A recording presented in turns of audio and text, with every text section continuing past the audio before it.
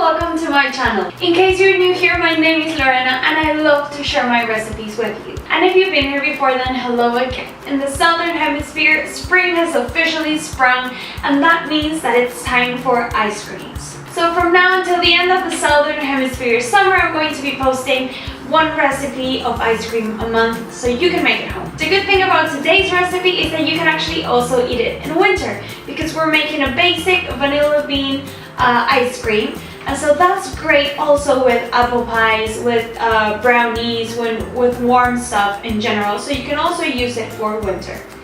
It's really nice to have a vanilla bean ice cream recipe, and I think it's the best. It's honestly my favorite. I will always go for it, and if I try to get something else, I'll like it, but I'll always think like, maybe I should have gotten the vanilla bean. The good thing about this recipe is that you don't need an ice cream machine. All you need is a mixer. It could be a stand mixer like this one, or it could be a handheld mixer.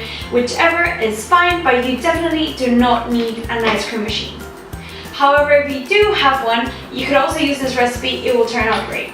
So the process that we're going to make for this ice cream is we're going to cook a custard, and then that custard is going to be frozen. Then we're going to beat it on the machine, so that's where we're going to add some air into it. Then we're going to freeze it again, whip it again, and then freeze it one last time, and it will be ready to eat. Oh, and by the way, this ice cream recipe is based on one that my friend Romina, who is the owner of an ice cream shop called Anelare in Peru, which makes premium ice creams, which is amazing. So thank you so much, Romina, for giving me your recipe. Thank you so much. As always, if you want to see this full recipe, then all you need to do is click on the link in the description box below or on the eye above me, and that will take you to the blog where you will find lots more recipes.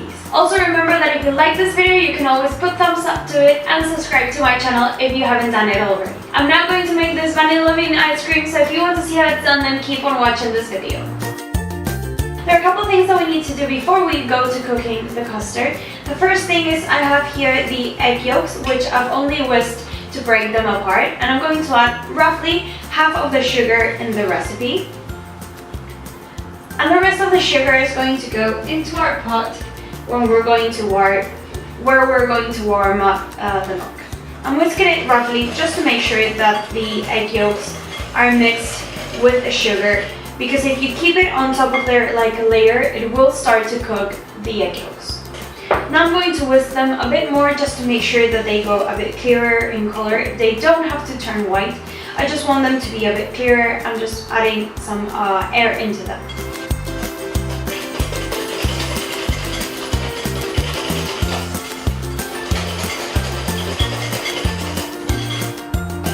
Okay, so as you can see, they're no longer that bright orange that they were a while ago, and that's enough. Now in here with the sugar, I'm going to add the milk and the cream. It's half and half, and I'm also going to add the vanilla bean. I'll teach you how to open it up. To open a vanilla bean, you first want to make sure that it's rounded. So if it was kept in a vacuum, then you probably need to do it like this, so it comes back into a circular shape. Because if not, it's going to be flat and it's going to be really tough for you to open it.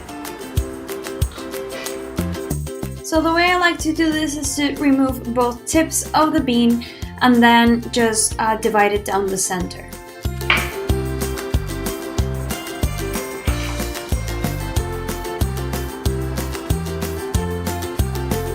Once you have divided it down the center, you can use the back of your knife to gently remove the seeds.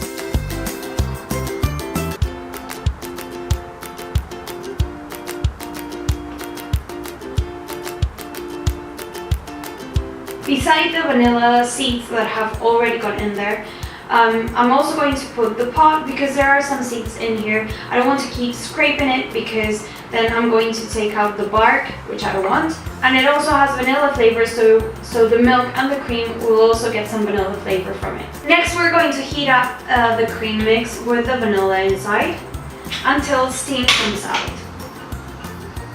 You don't want it to come to a full boil, or it will overcook the egg yolks, and you'll have some scrambled egg yolks with sugar, which is not very nice. So all we want to see is a clear water vapor coming from the milk. The reason we want to heat it up is because the sugar will melt, and also it will infuse the vanilla flavor onto the cream and the milk. Now it's really clear that there's vapor coming out of it. It's not just a bit of vapor, it's quite a lot, but it hasn't boiled. And so now I'm going to temper this mix. That means I'm going to add a bit of the milk first and then stir it quite fast so I don't get that scrambled egg effect that I was talking to you about. And then I'm going to add the rest of the milk and stir it in. And then it's going to go back into this pot.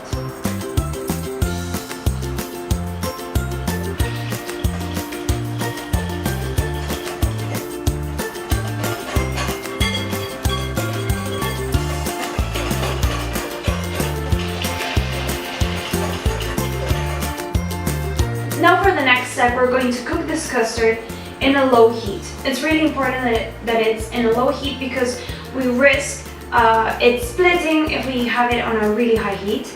And we're going to stir it constantly with a spatula. And you'll see that first this foam that has formed on top will disappear, and then you'll see it become thicker. But it will not look like a pastry cream, so don't expect that level of thickness. And as soon as we reach that point, we're going to pass it through a sieve onto an inverted bain-marie.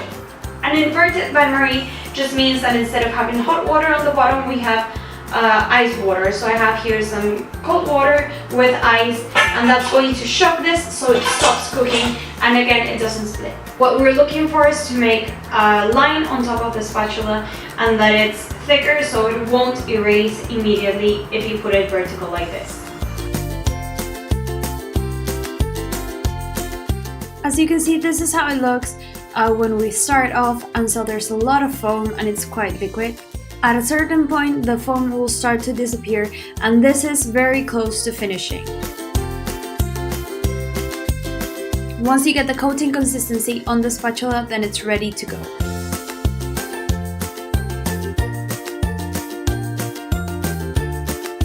Okay, so we've finished our crème anglaise.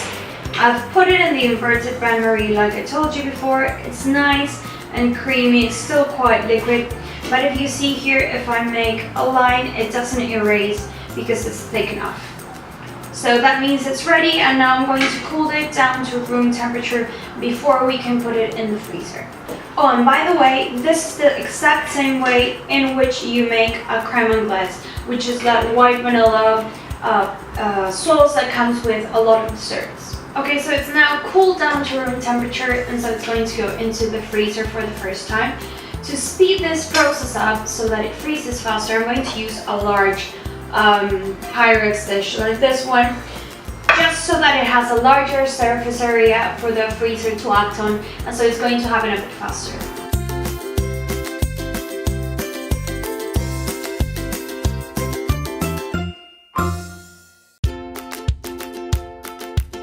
Okay, so I've taken it out of the freezer and left it a few minutes outside so that it wouldn't be completely frozen. And as you can see, you could already consume it as an ice cream, but it would crystallize at this point. So what we're going to do is, in a stand mixer or with a hand mixer, we're going to mix it up just to add some air into it.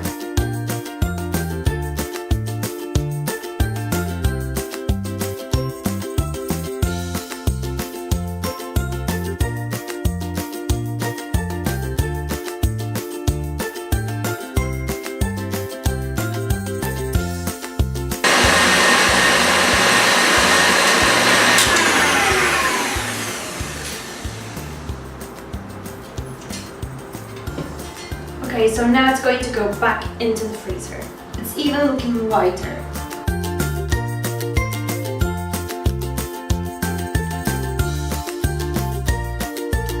Of course, this time it will take less time to freeze completely because it's still cold. Okay, so it's frozen once again, so we're going to whip it up one more time. This second time is optional because it's already quite smooth, but it will not make it like super silky.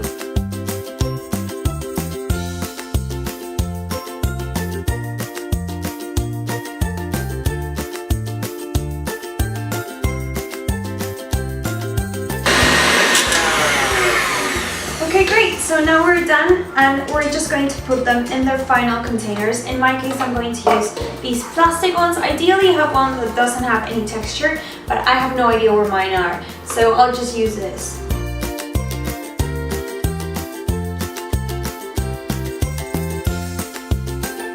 So that's it, now they're ready to be frozen to perfection, and you can have them with your favorite dessert or, like me, on their own.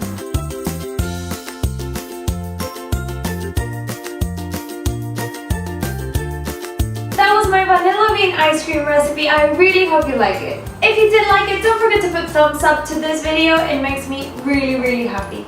And please, if you make this recipe or any other recipe from the blog, send me a picture because I really love to see what you cook. Also, if there's anything savory or sweet that you would like me to teach you how to make, you can leave a comment below. I'm posting recipes every Thursday and Sunday, so if you don't want to miss any of them, then I recommend that you subscribe to my channel. It's free and only one click away. You can also follow me on Instagram, Pinterest, and Facebook as Cravings Journal.